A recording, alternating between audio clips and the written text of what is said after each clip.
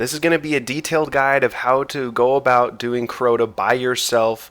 Maybe you like playing by yourself, maybe you only have 1 or 2 friends that you play with, you don't have a full fire team of 6. You don't need a full fire team of 6, you only need you and some patience. I'm going to be showing you how to do this on the Warlock, the Hunter, and Titan. This video is going to cover the first 3 parts up to the Deathsinger, and I will come out with another video if enough people want it to show you how to do Deathsinger by yourself, Deathsinger in a 2-man team, and then Crota by yourself. Though with Deathsinger and Crota you actually need good guns. You can't use crappy guns like the guns I'm going to be using in the first 3 parts. No exotics. I'm using vanguard guns or guns you can buy through the different factions. So no icebreaker, no galley. He did just sell truth, Xur did. So I mean, some of you should have some decent guns regardless if you couldn't run the Nightfall. The weeklies have matchmaking now, so you should have some coins to buy guns, and he has sold some decent guns. But maybe you don't have a lot of time to play, so I would suggest if you're going to do this, try and grind for the 31 Vanguard armor or faction armor, whatever you want to do. Plus with Prison of Elders dropping tomorrow, and if you have a bunch of marks saved up, you might be able to buy the Vanguard gear, the new stuff, right away. I'm not sure. I haven't really read into the details or even paid attention at all to the House of Wolves. But it is coming out tomorrow. The max level is going to be 34, so the Vanguard armor might be 33. And if that's the case, then this is going to be even easier than a 31 or a 30. You see the little message right there down in the corner, the weight of darkness? Did somebody say darkness? Ah, the Thrall think darkness is their ally. They merely adopted the dark.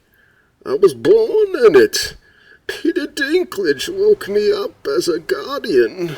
Get out of here, Bane. Follow this path, guys, that I'm taking you on. There are doors that run along this room, and there's a chest in the doors. You'll know if it's in this door by the light. Basically, if it's not in the first door, just kill yourself over and over again until it is in the first door. You can get this chest once a week on one of your characters. So if you have another character, you can come in here and get the chest. You're going to get 2 radiant shards or 2 radiant energy. And you basically only need to do the first 2 parts of this raid to get up to 32 if you have an exotic helm. Here I'll show you what guns I'm using. The Venetian, that's a dead orbit. LDR, the LDR is actually not that bad of a sniper rifle. And the one-way ticket, that thing's a piece of junk. Now if you have better weapons, use better weapons. Oh, and hunters, if you have the Don't Touch Me's, I would wear those in here because if you get nicked or scratched, you're going to turn Viz for a couple seconds. Give you some time to recover. But if you got better guns, use better guns, guys. I'm just going to use the bare essentials that you can buy. For hunters, you're going to kneel at the beginning, go in Viz, run to the first lamp, and then you're going to use your knife strike after they kind of come forward a little bit. Stick to the left. You see them all zooming by you. Second lamp, we're going to run by. Hug the lamp, though, to take off a couple weight of darkness and just keep on going. And then at this lamp, we're going to kneel down. You're just going to go back and forth. Hunters, make sure your strength's at 100% so you recharge fast enough so you can go and Viz at every single lamp. If you're not at 100%, it's going to mess up the timing. Now, I did say that you're going to be alternating between kneeling and knifing in between the lamps, but when you have an opportunity to kneel again, then kneel, because you want to save your melee attack just in case you get into trouble.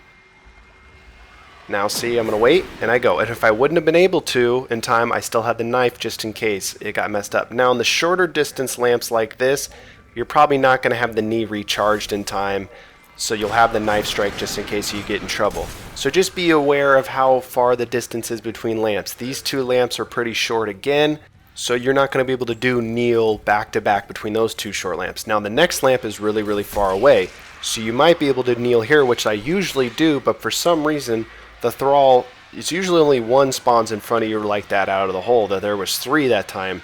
So the timing got messed up, and you'll be able to see here how the Don't Touch Me's help me. If you have Fatebringer, you're fine. You shoot 1 dude in the head, and it's going to kill all of them. So you see here, I get hit. The Don't Touch Me's give me invisibility for a few seconds to let me escape, and I still have my melee attack for the next lamp. I'm going to speed up the video now. If you're a hunter, you get the idea. You're using your melee attack, you're using the kneel down to go invisible, and you can also use your super. I like to save my super just in case, but you can use your super on the lamps if you would like. I usually save it just in case I get into trouble or the melee or the kneel down isn't charged. And I wouldn't even worry about these knights as a hunter. You're invisible. Just play Ring Around the Rosie around the lamp if you get into a tight spot. And then on this, just head for the bridge. Don't go to that lamp to the right. It's just a waste of your time. Now once you get to the bridge, start it up. You can stand right there, which I will show you with the Titan. I personally like the rock to the left of the lamp, right there, left or right, depending on which way you face. You just hop up, move to the edge of the rock so you don't get killed when the lamp blows up, and wait for the ogre to come. He's going to be coming in front of you to the right. You know what, let's switch to 30. I forgot to switch to level 30. My bad, guys. It'll be a level 30 for this one. Bust out the LDR, and there you are. Now, as a 30, you should be able to kill him. He's not an ultra like he is on hard. It should be fairly easy. I think if you were probably a level 28, you could probably still do the lamp run. 27 might be difficult. I don't think you could do it as a level 27 because if you get hit by the thrall, that might be a one-hit kill because of the 3 level difference. I don't have armor that can go that low, so I can't test it. I think you could do it at 28. 28 would be really hard too to get through the lamps, but I think you could do it. Now, once the bridge forms, I usually save my super for this part just so I can go and viz. And there you go. You're just going to run through here, and you can either get gauntlets or shards on normal. I've gotten gauntlets many times on normal. I've already done it this week, so no rewards are going to pop up. And you can also use those pillars if you run into trouble, but you can basically just outsprint the thrall. It shouldn't be too much of a problem for you. Now here's the Warlock, level 30. I'll show you the perks. I use the burst jump. The hardest part is getting to the rock as a lower level. You don't want to take too many hits because you're going to die. But level 30, you're on an equal playing field, so you can take some hits. But if you're lower level 28, 29, it's going to be kind of tough. It might take a few attempts, but just keep at it, be patient.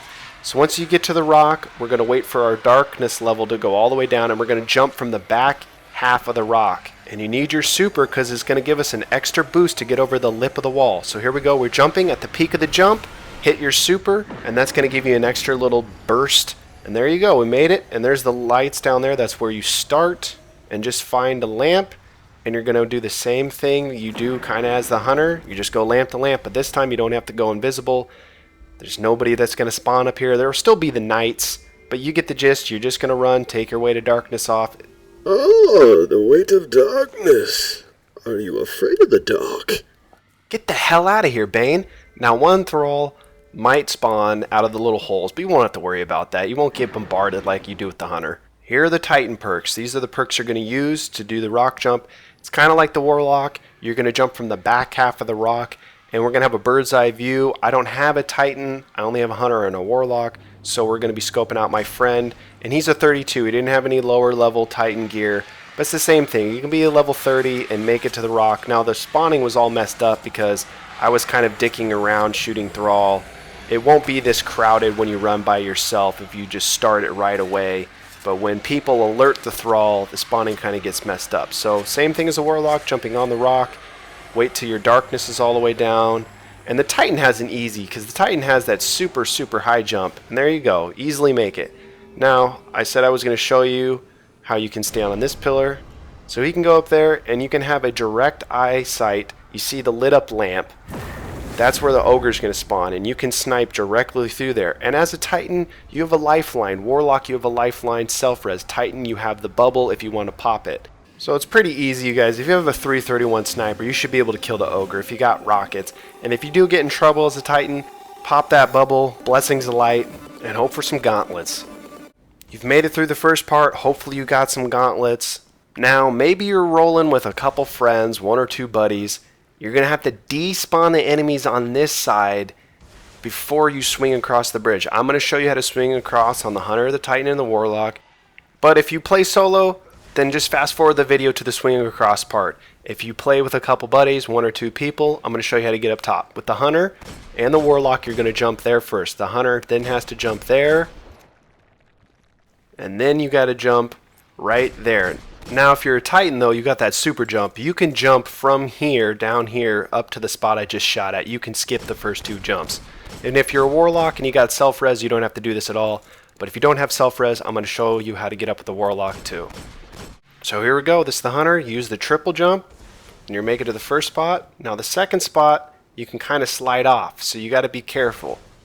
Right there, the little green shiny strip. You can edge out a little bit, and you're going to jump around. 1, 2, jump right into the crack right there. Jump up. There's an invisible wall to your right, so it might push at you a little bit, but you just jump up to there. Next, you're going to jump to this rough spot. You can actually stand on that, and then you're going to jump up to the nipple, and then up top to the tower.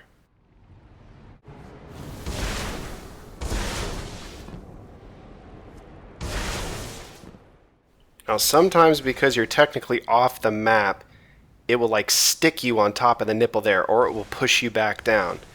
And you can also fall behind the map, and I'll show you how to get out of here. You can just wipe and start over if you want to, but maybe you don't want to wipe. You got to figure out which way's back, and then you jump out of there. There's going to be this box. Jump on top of that. Okay, then you got to jump on this wall right here. It will go invisible as you run and jump, so don't be afraid. It's still there. Now you have to fight a really bad invisible wall. It will keep pushing you down to the left. You got to be careful. See, it slid me right off the rock. But just go back up there and try not to do your super duper jump.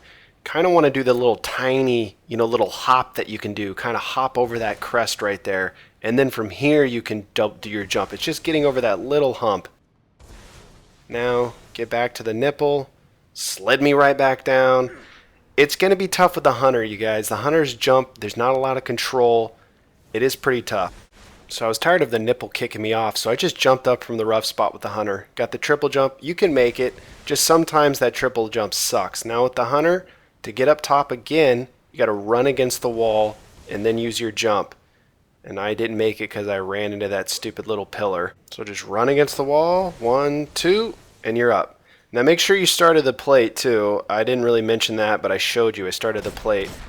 And you're just going to jump up and down and look down at the thrall. They will despawn after a few jumps. Anybody that's on the ground has to be dead, so just send one person up to the tower, the rest kill yourselves, you can be revived, it's on normal. And they're not there anymore, they despawned. This will now trigger spawning to occur on the other side of the bridge. So if you're doing this with a couple people, you just need one person to get up, one person to swing across, and then you guys can all snipe the thrall, the acolytes, until the ogres come out. So if you're level 28, have the higher level friend swing across, and then the 28 can snipe. It might take a while, but you can still get it done. You can snipe from up here, and you can snipe from down here. Just be wary, there might be a sword bearer that spawns. So just stay up top on the post. Ogre's going to come out on the right and on the left. So focus on thralls and acolytes. Want the ogres spawn, focus on them only. Wizards will spawn, and there's also boomers. Don't shoot them. This is how you get up with the warlock. Just go to the first little spot, and you're bypassing the second one, going to the third one. I'm using the burst jump again. Just be careful. You don't slide off. There's an invisible wall there. And you're just going up to the same spot that I was with the hunter, right there. Then going to the rough spot on the rock. It's much easier to control with the Warlock than the Hunter. The Warlock and Titan, it's easy to get up. Then you just boost up again, and then after that, go up to the next level, and then jump up and down like I did with the Hunter, same thing. Or with the Warlock, you can just self-res. So run off the side and kill yourself, and the timer will count down. Self-res at 1 second. If you're playing with a buddy or two, they have to be dead as well for this to work. They despawn, that's another way you can despawn. But people, you're tired of seeing me show you the boring jumps up to despawn. You want to see how the flip to swing across. You fast forward to this part. Level 30, crappy guns, one-way ticket's a joke. Start the plate, run down to the middle, and then you're going to turn and you're going to run up the steps because that's where the knight spawns. Make sure you got triple jump on for the hunters. And then the Titan and the Warlock, you have a really easy time getting across, which I will show you. Now, it's going to take a while to take him down with crappy guns. If you got Gjallahorn, Swordbreaker, it's really easy. I'll fast forward so you don't have to watch me shoot 97 one-way ticket rockets. And then I get him with the little hip fire sniper, grab the sword, go to this pillar right here. And you're using the triple jump with the hunter. One jump, and I hack 3 times. Make sure you head towards the middle of the bridge. You got to get across a certain point until you can cut over to this rock.